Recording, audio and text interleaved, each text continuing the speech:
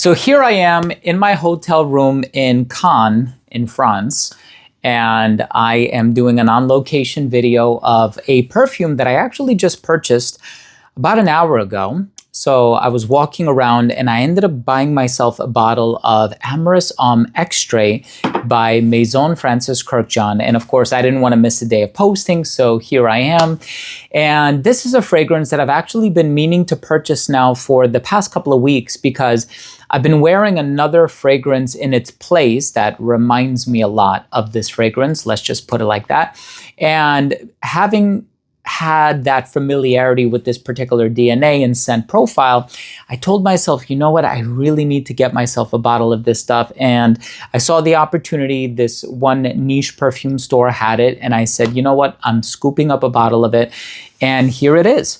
So this is a fragrance that contains amyris, which is a genus of tropical plant and shrubs that is in the citrus family.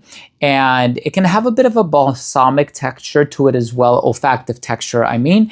But of course, there's also, I think, mandarin orange in this fragrance. So you have a little bit of a citrusy appeal, but there's also something quite sweet about it. There's vanilla, there's tonka bean, there's a hint of cinnamon. I think there's a touch of iris in here as well.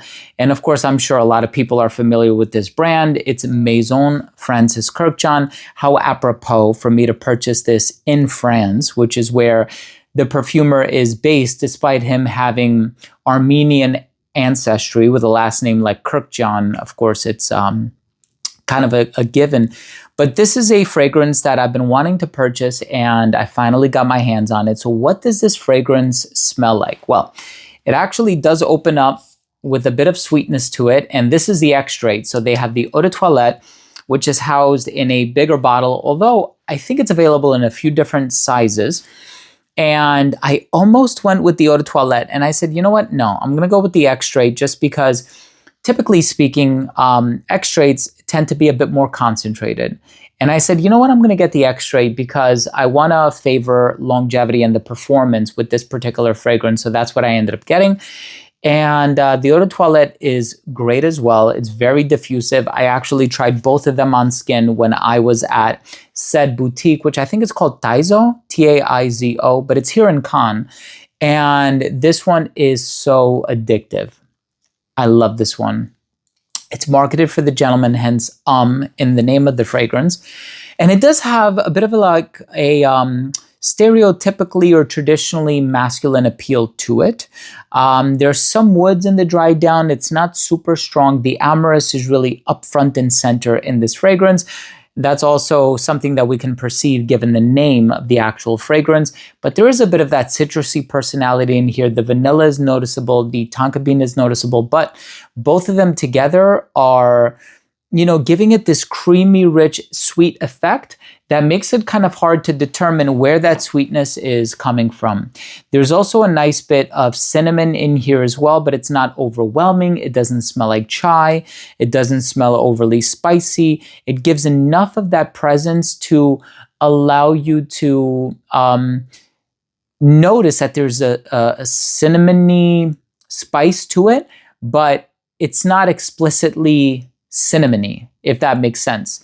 You can sense that there's a spicy quality to it, but it doesn't smell like tea. It doesn't smell like cinnamon toast crunch, whatever you would associate the smell of cinnamon with, or even potpourri. Sometimes we tend to have associations with particular notes or ingredients based off of the way that we were exposed to it in our childhood.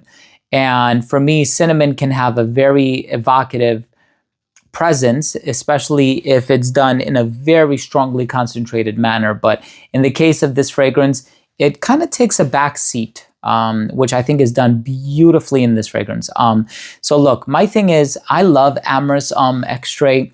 I think I've always said, you know, my favorite Maison Kurkdjian fragrance, believe it or not, it's not Baccarat Rouge, although that one is so iconic. Everybody knows about it, the original and the extrait, and I think it's received a lot of praise for a very good reason. But if I had to be honest with you, for the longest time, my favorite has been Masculine Pluriel. Love it. So gentlemanly, so effortless, so easy to wear. And then, like I said, I've been wearing a fragrance that is kind of an impression of this one. And I've been getting so many compliments with it. And it's so funny, like I was hanging out in my backyard the other day and my sister-in-law's dog was out there. I picked him up, I was petting him, I was giving him a hug. And then my sister-in-law says, "Why does my dog smell so darn good?" when he went back up to the apartment. And I was like, "Oh, I'm sorry about that." But I was, I was hugging him or whatever.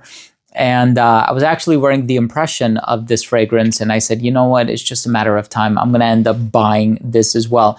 And I have so many MFKs, right? There's Baccarat Rouge, of course. There's also, what else is there? My goodness, it's not coming to mind. Aqua Universalis Forte. There is, of course, I also really like the Gentle Fluidities, gold and silver.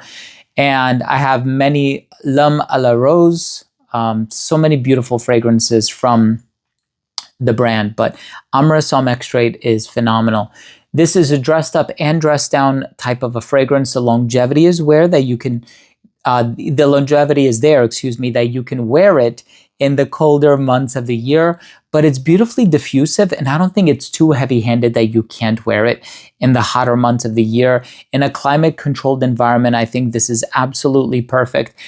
And this one conveys a bit of sensuality on account of the sweetness, but there's this effortless nature about it that I really enjoyed too. So Amyris Homme by MFK or Maison Francis Kurkdjian is such an amazing fragrance. If you want to prioritize the diffusiveness and the loud projection, I would go ahead and go with the Eau de Toilette. If you want to prioritize longevity, I would go with the EXTRAIT. Now, this one on my skin has gotten me in the vein of 8 to 10 hours.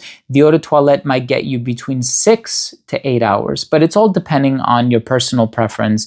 And despite it having in the name, I know a few women that really like the smell of this fragrance, but these are typically women that I've been introduced to who have a penchant for niche perfumes. If that's your thing, chances are you're going to love this one. But anyway, I would love to hear from you. What has your experience been with Amyris Homme EXTRAIT by MFK? Or do you have any other favorites from the brand? Are you a Baccarat Rouge type of person? Is that what you prefer? Do you have any other preferences from the brand? Or are you a fan of Francis Kurkdjian's work outside of his own brand? I would love to hear what you think, so please let me know what you think. Drop your comment down below. And of course, as always, if you took anything of value from today's episode, I would really appreciate it if you would consider supporting the channel by clicking subscribe, hitting the bell, and also giving this video a thumbs up for the algorithm. It would truly mean a lot to me. So once again, thank you all so much for joining me. I hope you're having the most beautiful day today. The fact that you're taking a few minutes of your time to watch this video really means everything to me. So thank you for everything. I love you all. We'll see you tomorrow with a new episode.